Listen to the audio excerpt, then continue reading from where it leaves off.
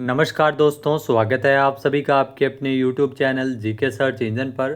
तो दोस्तों, आज के इस वीडियो में हम बात करेंगे फोर्थ ग्रेड एग्ज़ाम के लिए जो करंट अफेयर्स की राष्ट्रीय और अंतर्राष्ट्रीय करंट अफेयर्स के राष्ट्रीय करंट अफेयर्स और राज्य करंट अफेयर्स इसके 5-5 क्वेश्चन पूछे जाएंगे। एग्ज़ाम में टोटल 10 क्वेश्चन आएंगे। तो वही एग्ज़ाम के लिए महत्वपूर्ण जो खेल, राजनीति, प्रौद्योगिकी, नियुक्ति और पुरस्कार से संबंधित 10 महत्वपूर्ण क्वेश्चन इस वीडियो में डिस्कस करने वाले हैं। ये क्लास रेगुलर रहेगी। इसमें 10 महत्वपूर्ण प्रश्न व्याख्या सहित आपको मिल जाएंगे। तो यहाँ से डेफिनेटली एग्ज़ाम में कुछ क्वेश्चन देखने को मिलेंगे। तो चलिए शुरू करते हैं। चतुर्थ श्रेणी भर्ती परीक्षा 2025 के लिए 10 राजस्थान और भारत के करंट अफेयर्स के इम्पोर्टेंट क्वेश्चन। तो पहला क्वेश्चन है, यूनेस्को के रामसर ने हाल ही में किस शहर को विश्व की वेटलैंड सिटी की सूची में शामिल किया है? तो उदयपुर शहर को इस सूची में शामिल किया गया है। बी ऑप्शन इस क्वेश्चन का बिल्कुल सही हो जाएगा। यह यूनेस्को की रामसर ने जो जिलों की नगरी उदयपुर, जिसको विश्व की वेटलैंड सिटी की सूची में शामिल किया है। आइए जानते हैं महत्वपूर्ण तथ्य। तो यूनेस्को के रामसर ने जिलों की नगरी उदयपुर, जिसे विश्व की वेटलैंड सिटी की सूची में शामिल किया गया है। यहाँ पिछोला झील, फतेह सागर, स्वरूप सागर जैसी झीलों की उपलब्धियां इसका आधार बनी थी। विश्व के 31 वेटलैंड शहरों की सूची में उदयपुर के साथ मध्य प्रदेश के इंदौर शहर को भी ये उपलब्धि प्राप्त हुई है। केंद्रीय वन एवं पर्यावरण मंत्री भूपेंद्र यादव ने यह जानकारी 25 जनवरी 2025 को साझा की थी। इसी के साथ ही इंदौर और उदयपुर ऐसे पहले 2 भारतीय शहर बन गए हैं जिन्होंने रामसर कन्वेंशन के तहत मान्यता प्राप्त वेटलैंड शहरों की वैश्विक सूची में जगह बनाई है। तो आज के इस वीडियो में हम जनवरी माह से रिलेटेड राजस्थान और भारत के करंट अफेयर्स के क्वेश्चन पर चर्चा कर रहे हैं। नेक्स्ट क्वेश्चन है, इसरो ने अपना ऐतिहासिक 100वां मिशन कब और कहां से लॉन्च किया? तो 29 जनवरी 2025 को श्रीहरिकोटा से इसरो ने अपना ऐतिहासिक 100वां मिशन लॉन्च किया था। बी ऑप्शन यहाँ पर बिल्कुल सही है। जी हाँ, श्रीहरिकोटा से 29 जनवरी 2025 को इसरो ने अपना ऐतिहासिक 100वां मिशन लॉन्च किया। और यह क्वेश्चन अंतरिक्ष प्रौद्योगिकी से जुड़ा क्वेश्चन है और एग्जाम में आपको ज़रूर देखने को मिल जाएगा। पीछे भी यह क्वेश्चन रिपीट हो चुका है। तो भारतीय अंतरिक्ष एजेंसी इसरो के द्वारा अपना ऐतिहासिक 100वां मिशन आंध्र प्रदेश के श्रीहरिकोटा से कहां से लॉन्च किया गया था? इस मिशन को आंध्र प्रदेश के श्रीहरिकोटा से सतीश धवन स्पेस सेंटर में 29 जनवरी 2025 को सफलतापूर्वक इसे लॉन्च किया गया। 10 अगस्त 1979 को श्रीहरिकोटा से पहले सैटेलाइट मिशन को लॉन्च किया गया था। व्हीकल SLV मिशन के बाद इसरो का ये 100वां मिशन था। इसरो ने अपने इस 100वें मिशन में GSLV F-15, ये भी आपको ध्यान में रखना है, GSLV F-15 रॉकेट के द्वारा कि कौन से रॉकेट के द्वारा? GSLV F-15 रॉकेट के द्वारा 2250 किलोग्राम का नेविगेशन सैटेलाइट जो NVS-02 को प्रक्षेपित किया है।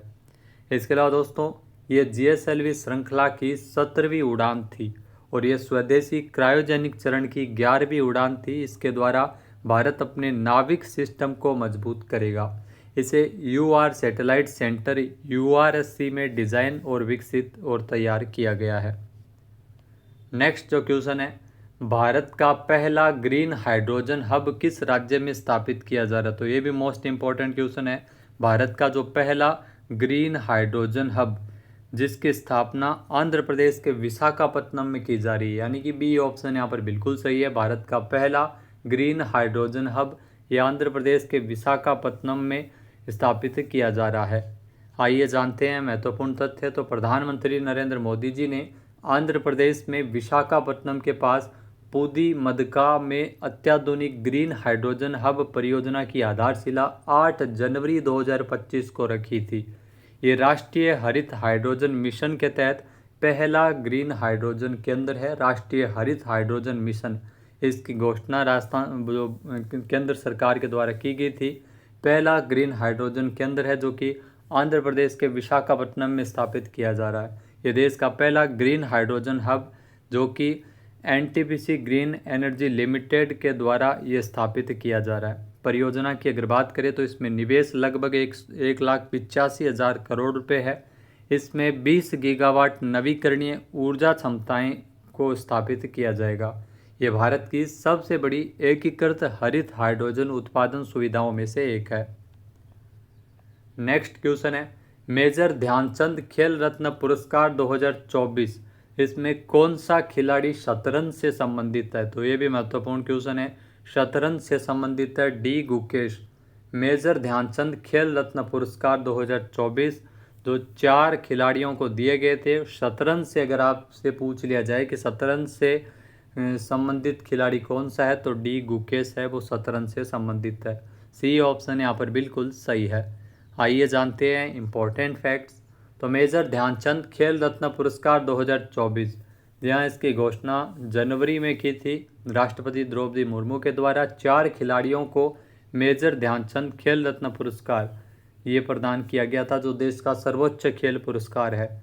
मेजर ध्यानचंद खेल रत्न पुरस्कार किसी खिलाड़ी द्वारा पिछले 4 वर्षों की अवधि में खेल के क्षेत्र में किए गए शानदार और सर्वाधिक उत्कृष्ट प्रदर्शन के लिए दिया जाता है। यह पुरस्कार 2024 के लिए 4 खिलाड़ियों को मिला था, जिसमें डी गुकेश को शतरंज के खिलाड़ी है डी गुकेश। हरमनप्रीत सिंह को हॉकी से संबंधित है हरमनप्रीत सिंह, इनको भी मेजर ध्यानचंद खेल रत्न पुरस्कार मिला है। इसके अलावा प्रवीण कुमार ये पैरा एथलेटिक्स है, और मनु भाकर ये निशानेबाजी से संबंधित है। तो ये चारों ही खेल इनसे संबंधित खिलाड़ी जिनको मेजर ध्यानचंद खेल रत्न पुरस्कार मिले हैं। नेक्स्ट क्वेश्चन है, इसरो के नए अध्यक्ष के रूप में किसने जनवरी 2025 में कार्यभार ग्रहण किया है?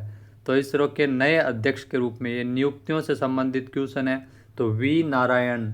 ये क्वेश्चन पीछे भी एग्जाम में पूछा गया था, महत्वपूर्ण क्वेश्चन है, फिर भी पूछा जाएगा। तो इसरो के नए अध्यक्ष के रूप में वी नारायणन ने अपना पदभार ग्रहण किया है। आइए जानते हैं इम्पोर्टेंट फैक्ट्स। तो दोस्तों, प्रख्यात रॉकेट विज्ञानी वी नारायणन ने भारतीय अंतरिक्ष अनुसंधान संगठन इसरो के अध्यक्ष के तौर पर अपना कार्यभार 14 जनवरी 2025 को ग्रहण किया था। उन्हें इसी के साथ ही अंतरिक्ष विभाग के सचिव और अंतरिक्ष आयोग के सचिव के रूप में जिम्मेदारी दी गई है। इससे पहले liquid propulsion system centre LPSC के निदेशक भी रह चुके हैं वी नारायणन। 1984 में रॉकेट और स्पेस क्राफ्ट प्रोपल्शन विशेषज्ञ के रूप में इसरो में इनको शामिल किया गया था। वी नारायणन ने इस पद पर एस सोमनाथ का स्थान लिया, जो हाल ही में सेवानिवृत्त हुए हैं। नेक्स्ट क्वेश्चन है, राजस्थान में 76वें गणतंत्र दिवस का जो राज्य स्तरीय मुख्य समारोह का आयोजन है वो किस शहर में किया गया था? तो ये राजस्थान करंट अफेयर्स के क्वेश्चन 5 हम पढ़ने वाले हैं। यह भी बहुत ही महत्वपूर्ण है, बहुत ही ज़्यादा महत्वपूर्ण है। आपको आने वाले एग्जाम में यहाँ से ज़रूर कोई ना कोई क्वेश्चन देखने को मिलेगा। तो 76वां गणतंत्र दिवस के अवसर पर राज्य स्तरीय मुख्य समारोह का आयोजन है वो उदयपुर में किया गया था। सी ऑप्शन यहाँ पर बिल्कुल सही है। 15 अगस्त से आपसे पूछ लिया जाए कि तो 15 अगस्त का जो कार्यक्रम है राज्य स्तरीय वो कि जोधपुर में आयोजित हुआ था, जबकि 26 जनवरी का यानी 76वां गणतंत्र दिवस के अवसर पर राज्य स्तरीय कार्यक्रम का आयोजन है वो उदयपुर में किया गया था। आइए जानते हैं इम्पोर्टेंट फैक्ट्स। तो दोस्तों, 76वें गणतंत्र दिवस के अवसर पर 2 दिवसीय राज्य स्तरीय समारोह का आयोजन है वो 25 और 26 जनवरी को उदयपुर में किया गया था। तो राज्य स्तरीय समारोह उदयपुर में आयोजित हुआ। 76वें गणतंत्र दिवस का राज्य स्तरीय गणतंत्र दिवस का जो मुख्य समारोह है वो उदयपुर में महाराणा भूपाल स्टेडियम में 26 जनवरी 2025 को आयोजित किया गया। उदयपुर में राज्य स्तरीय गणतंत्र दिवस समारोह का आयोजन है वो 10 वर्ष बाद हुआ है, ये आपके लिए महत्वपूर्ण है। नेक्स्ट है, राजस्थान में 76वें गणतंत्र दिवस समारोह के अवसर पर युद्ध सेवा मेडल से किसे सम्मानित किया गया? तो पुरस्कार से संबंधित ये क्वेश्चन है, युद्ध सेवा मेडल। ये भी क्वेश्चन एग्जाम में आपसे ज़रूर पूछा जा सकता है। तो ये मिला है मेजर जनरल सुरेश भांबू को। सी ऑप्शन यहाँ पर बिल्कुल सही हो जाएगा। आइए जानते हैं कौन है मेजर जनरल सुरेश भांबू। तो असम राइफल के महानिरीक्षक और मेजर जनरल सुरेश भांबू को युद्ध सेवा मेडल से सम्मानित किया गया। जी हाँ, मेजर जनरल सुरेश भांबू को युद्ध सेवा मेडल से सम्मानित किए जाने की घोषणा राष्ट्रपति द्वारा 76वें गणतंत्र दिवस की पूर्व संध्या पर 25 जनवरी को की गई थी। उन्हें यह पदक पूर्वोत्तर के दुर्गम और अशांत क्षेत्र में उच्च कोटि की विशिष्ट सेवा के परिचालन और निर्वहन के लिए प्रदान किया गया।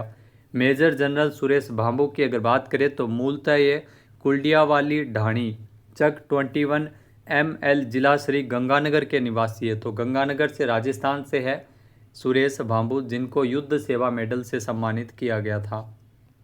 नेक्स्ट क्वेश्चन है, राजस्थान को साल 2023-24 में मिनरल ब्लॉक्स की नीलामी में कौन सा स्थान मिला था, किस स्थान पर राजस्थान को रखा गया था। तो राजस्थान पहले स्थान पर रहा था। ए ऑप्शन यहाँ पर बिल्कुल सही है। यह भी क्वेश्चन पीछे एग्जाम में पूछा जा चुका है और आगे भी पूछा जाएगा। आइए जानते हैं इम्पोर्टेंट फैक्ट्स। तो राजस्थान साल 2023-24 में देश भर में exemplary performance in mineral blocks auction में प्रथम स्थान पर रहा था। इस उपलब्धि की अगर बात करें तो ओडिशा के कोणार्क में केंद्रीय खनन मंत्री जी किशन रेड्डी और ओडिशा के मुख्यमंत्री मोहन चरण मांझी ने राजस्थान को 20 जनवरी 2025 को पुरस्कार प्रदान किया था। राज्य की उपलब्धियों की अगर चर्चा की जाए तो राजस्थान में साल 2023-24 में देश भर में सर्वाधिक 31 मेजर मिनरल ब्लॉक की नीलामी की गई थी। 31 मेजर मिनरल ब्लॉक में 22 माइनिंग लीज और 9 कंपोजिट लाइसेंस के लिए नीलामी हुई थी। इनमें लाइमस्टोन के 22 और बेस मेटल के 5 और आयरन के 4 ब्लॉक शामिल है। नेक्स्ट क्वेश्चन है, अर्जुन पुरस्कार 2024 से सम्मानित जयपुर की पैराशूटर कौन है। तो अर्जुन पुरस्कार 2024 से सम्मानित जयपुर की पैराशूटर है मोना अग्रवाल। बी ऑप्शन यहाँ पर बिल्कुल सही है। जयपुर से है, पैराशूटर है मोना अग्रवाल, जिनको अर्जुन पुरस्कार मिला है। पुरस्कार से संबंधित राजस्थान करंट अफेयर्स का बहुत ही शानदार क्वेश्चन है। आइए जानते हैं इम्पोर्टेंट फैक्ट्स। तो मोना अग्रवाल, इनको अर्जुन अवार्ड से सम्मानित किया गया था। जयपुर की पैराशूटर मोना अग्रवाल को साल 2024 के अर्जुन पुरस्कार से सम्मानित किया गया था। मूल स्थान इनका सीकर है। 1987 में इनका जन्म हुआ था। उन्हें यह पुरस्कार राष्ट्रपति द्रौपदी मुर्मू द्वारा राष्ट्रपति भवन में आयोजित भव्य समारोह में 17 जनवरी 2025 को प्रदान किया गया था। मोना अग्रवाल की उपलब्धियों की चर्चा की जाए तो मोना अग्रवाल ने पेरिस पैरालंपिक में 10 metre air rifle SH-1 event में 228.7 के स्कोर के साथ कांस्य पदक जीता। इसमें कई चीज़ें आपको ध्यान में रखनी है। मोना अग्रवाल का संबंध राजस्थान के सीकर से है।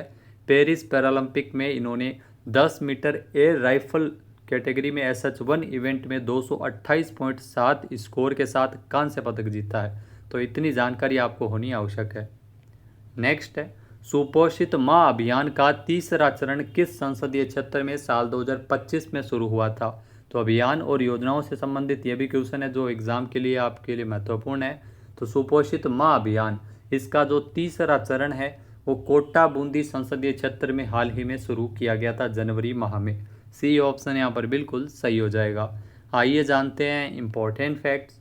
तो कोटा बूंदी संसदीय क्षेत्र में सुपोषित माँ अभियान का तीसरा चरण, जिसका शुभारंभ लोकसभा अध्यक्ष ओम बिरला और उप मुख्यमंत्री दिया कुमारी के द्वारा 3 जनवरी 2025 को शुरू किया गया था। इस अवसर पर गरीब और अभावग्रस्त परिवारों की 1500 गर्भवती महिलाओं को पोषण किट वितरित किए गए। इसका मुख्य उद्देश्य सुपोषित माँ अभियान को संचालित करने का उद्देश्य है वो गरीब और वंचित वर्ग की जो गर्भवती महिलाओं के उचित पोषण और स्वास्थ्य सुरक्षा उनको प्रदान करना है। उल्लेखनीय है कि सुपोषित माँ अभियान का जो पहला चरण है, इसका जो शुभारंभ है वो लोकसभा अध्यक्ष ओम बिरला द्वारा साल 2020 में किया गया था। तो दोस्तों, ये महत्वपूर्ण क्वेश्चन जो 4th ग्रेड एग्जाम के लिए महत्वपूर्ण है, करंट अफेयर्स एग्जाम बूस्टर का जो ये सीरीज है, इसमें हमने जनवरी माह के 5-5 क्वेश्चन डिस्कस किए हैं और जल्द ही 4-5 दिनों में जनवरी माह के सारे क्वेश्चन है वो कंप्लीट हो जाएंगे। उसके बाद में फरवरी, फिर मार्च, अप्रैल, मई, जून, जुलाई तक के क्वेश्चन हम डिस्कस करेंगे जो एग्ज़ाम के लिए महत्वपूर्ण है। PDF फाइल आप वीडियो के डिस्क्रिप्शन बॉक्स से डाउनलोड कर सकते हैं। जय हिंद, जय भारत, जय राजस्थान।